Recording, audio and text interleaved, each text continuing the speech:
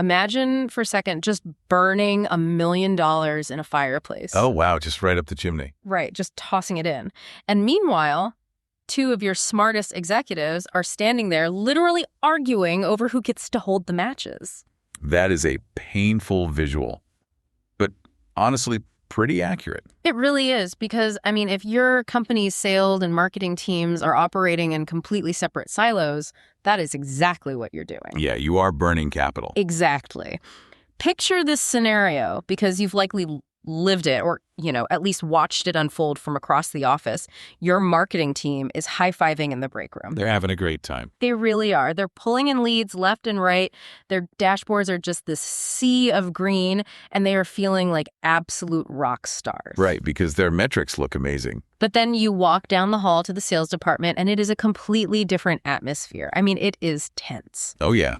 You can cut the tension with a knife. They are so stressed. And they cannot close these incoming leads because, as they will very loudly tell anyone who asks, the leads are completely the wrong fit. You are describing the absolute classic corporate standoff. It really is, isn't it? It is. One side is just absolutely convinced they are feeding the engine perfectly, and the other side feels like they're being handed, puzzle pieces from the wrong box. Which just leaves everyone working incredibly hard. The budget is entirely drained, but the actual revenue is totally stalled out. Yeah, nobody's actually winning. Right. Yeah. You're stuck in what today's source material calls a deals drought. A very fitting term. So we're looking at this fantastic insights piece today from Stella Pop. They're a consulting and management firm. And the piece is titled Sales versus Marketing: Why You Need Both to Create High-Impact Conversions. It's a really great breakdown of the problem. It is. And our mission for you today on this deep dive is to figure out the actual mechanics of why these two vital departments constantly clash. And, well, how to fix it, right? Exactly. More importantly, how you can entirely restructure them to fix that drought. So, okay, let's unpack this. Why are these teams who ostensibly work for the exact same overarching company failing so spectacularly to generate revenue together? Well, I mean, it comes down to a fundamental misunderstanding of their relationship. And the Stella Pop piece highlights this core conflict brilliantly. How so? You have marketing out there generating these massive volumes of leads that ultimately do not convert. Right. Tons of form fills, no sales. Exactly. And then you have sales struggling because their incoming pipeline is completely clogged with prospects who, frankly, never should have been in the pipeline to begin with. Just bad fits from the start. Right. So the resulting deals drought is not happening because either team is inherently bad at their job.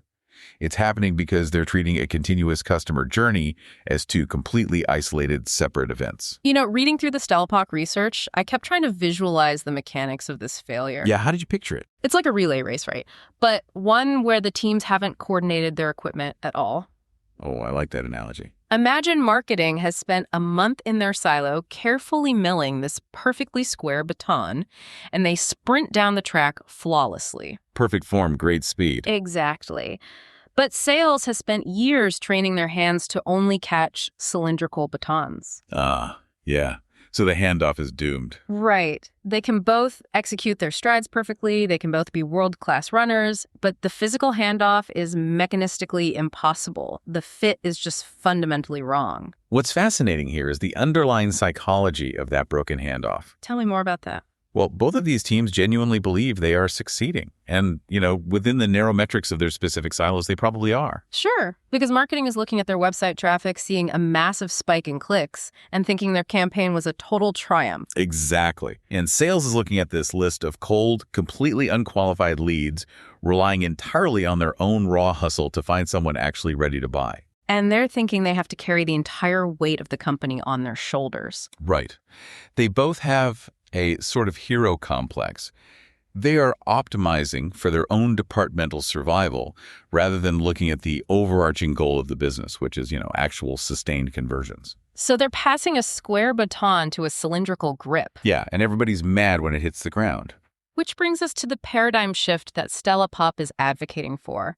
They argue that we shouldn't just train the runners to force the handoff better. Right, because that just causes more friction. Exactly. We actually need to change the environment they are running in entirely.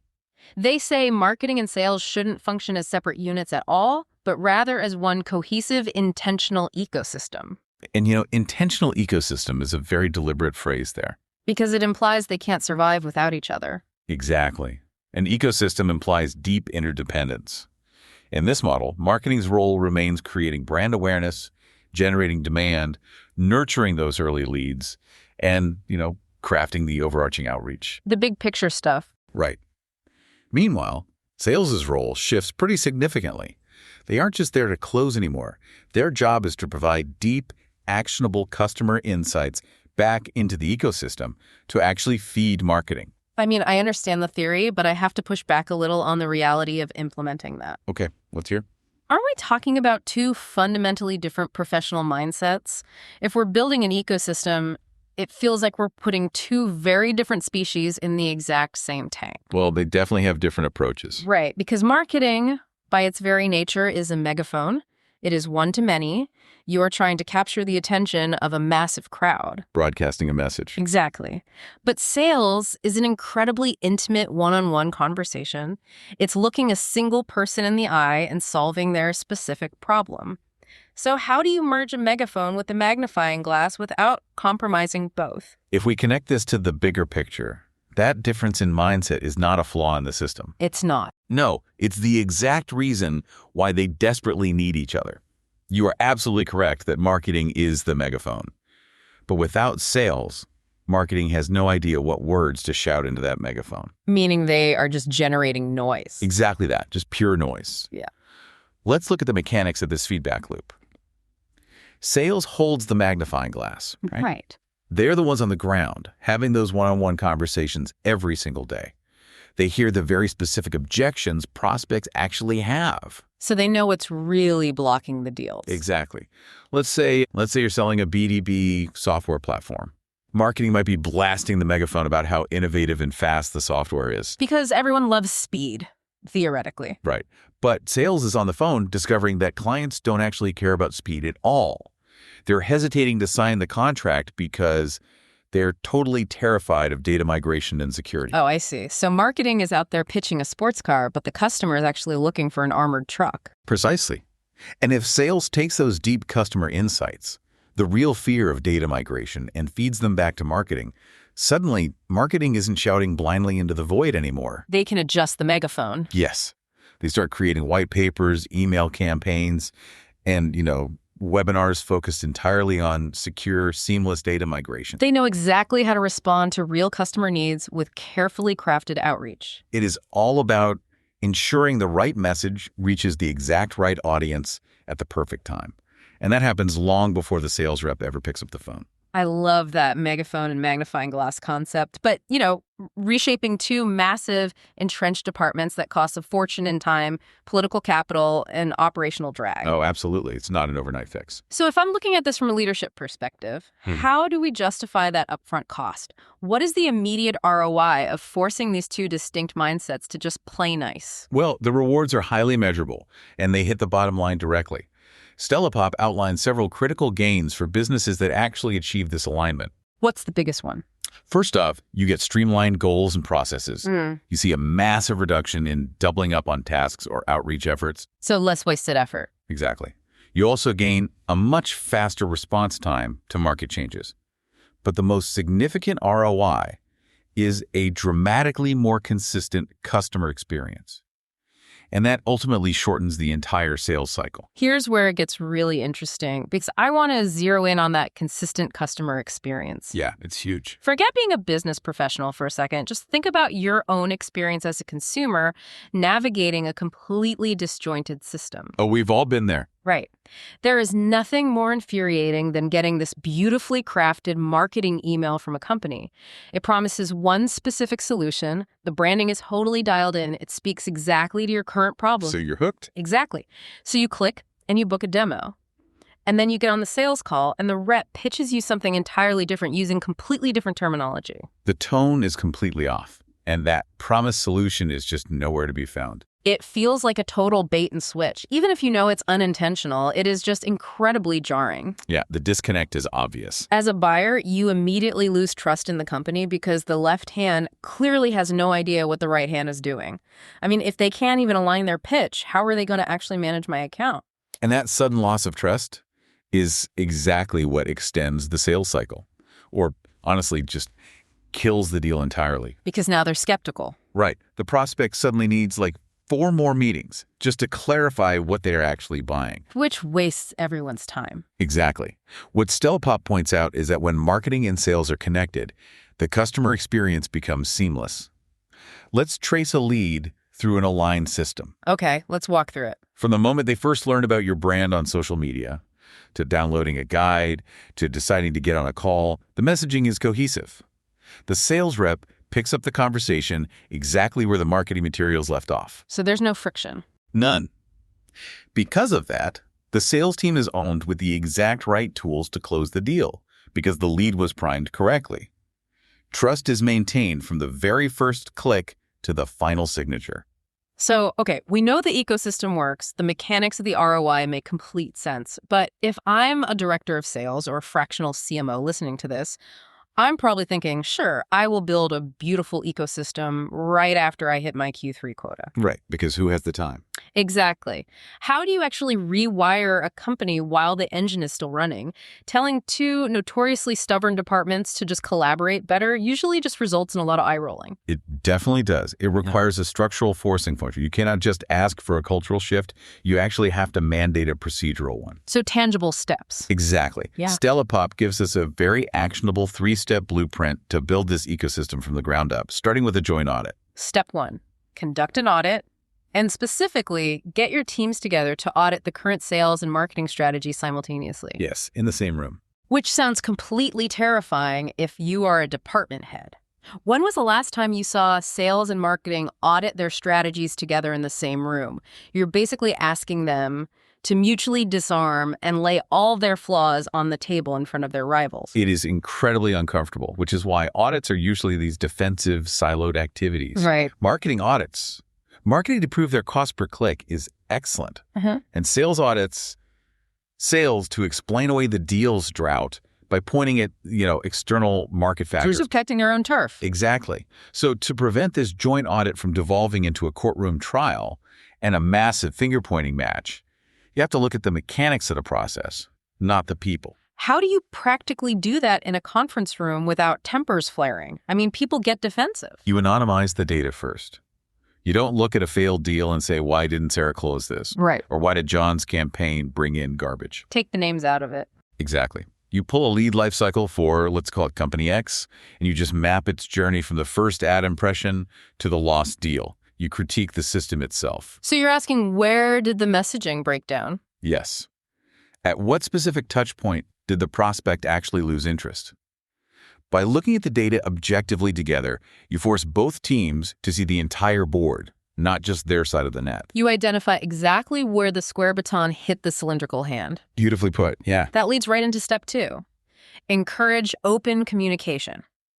Specifically, Stella Pop suggests holding regular meetings between the 2 departments. The dreaded meetings. Right. I can hear you groaning through the speakers at the phrase, regular meetings. Nobody wants another hour blocked off on their calendar. So how does Stella Pop suggest we keep this from becoming just another useless status update where everyone reads off a slide deck while checking their email? The absolute key here is that the agenda cannot be a status update. It has to be an active, real-time data adjustment session. Oh, I see. So it's working sessions, not presentations. Exactly. This is where the feedback loop we talked about earlier is actually operationalized. The meeting should be focused exclusively on funnel performance and objection handling. Give me an example of what that sounds like. So sales comes to the table and says, look, we had 30 calls this week, and 20 of them stalled entirely because of the pricing structure. Okay, very specific feedback. Right. And marketing immediately takes that data and says, okay, we need to adjust our top-of-funnel messaging to pre-qualify for budget earlier, or we need to create a campaign that better justifies the premium cost. It is highly tactical. The megaphone is taking direct orders from the magnifying glass in real time. Exactly. Which brings us to step 3. And honestly, this is arguably the most crucial structural change of the entire blueprint. You have to define shared KPIs. Shared KPIs, specifically tying them both to a metric like the lead-to-customer ratio, which means we're moving past measuring mere activity and strictly measuring the final outcome. This raises an important question about human behavior and behavioral economics in the workplace. People will always, without fail, optimize their behavior for the metrics that dictate their bonuses, their commissions, or their performance reviews. That's just human nature. Exactly. Let's look at the underlying mechanics of compensation. If sales is graded and paid strictly on how many deals they close, and marketing is graded and paid strictly on how many clicks or form fills they generate, conflict is absolutely inevitable. Because technically, in that siloed system, marketing hit their metric. They got the clicks. They get their bonus, even if none of those clicks actually buy anything. Precisely. They did exactly what the company incentivized them to do. They cast the widest, most generic net possible, just to get the sheer volume of numbers up. And sales is left sifting through a mountain of completely unqualified leads. Yeah, missing their quota and totally resenting marketing for it. Yeah. But by implementing Stella Pop's method, making the lead-to-customer ratio a shared metric, you fundamentally change the rules of the game entirely. So suddenly, both teams are accountable for the exact same finish line. That is a massive shift in office politics. I mean, if I'm in marketing and my bonus now depends on sales actually closing the deals, I suddenly care deeply about the quality of the lead I am passing over. You're not going to just throw volume over the fence anymore. No way. I might even ask to sit in on a few sales calls just to make sure my messaging is actually resonating with the real buyers. And right there, you are hardwiring the intentional ecosystem into the company's DNA. Marketing no longer wins unless sales wins. And it goes the other way too, right? Absolutely. Conversely, sales cannot just write off leads as bad without actively working with marketing to refine the targeting. Because their success metric is now tied to how well they convert the pipeline marketing builds. They literally sink or swim together. They do. It forces accountability in a way that just asking people to communicate better never, ever will. You are changing the physical architecture of how success is actually defined. Wow. So to summarize the journey we have been on today, we started in the frustration of a deals drought, where everyone is running as fast as they can, but the baton keeps dropping because the fit is mechanistically broken. A lot of wasted energy. Totally. And we unpacked the Stella Pop insight that the only way out is to stop treating these teams as completely separate entities.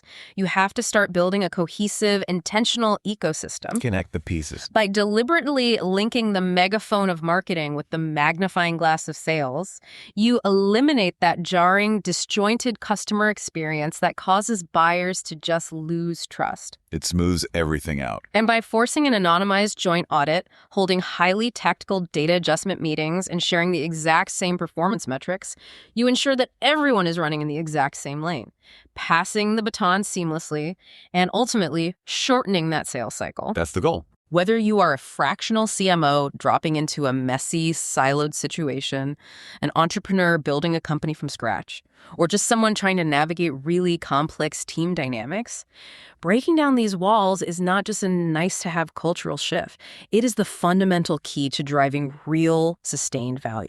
And, as you think about implementing this in your own organization, it leaves us with a really fascinating implication to consider about the future of business structures in general.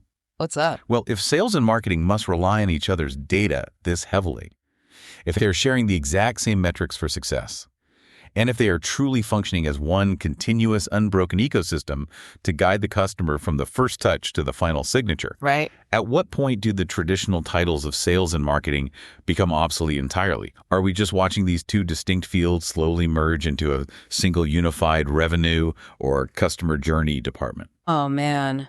That is a structural paradigm shift worth pondering as you look at your own org chart this week. It really makes you think about what the future office looks like. It definitely does.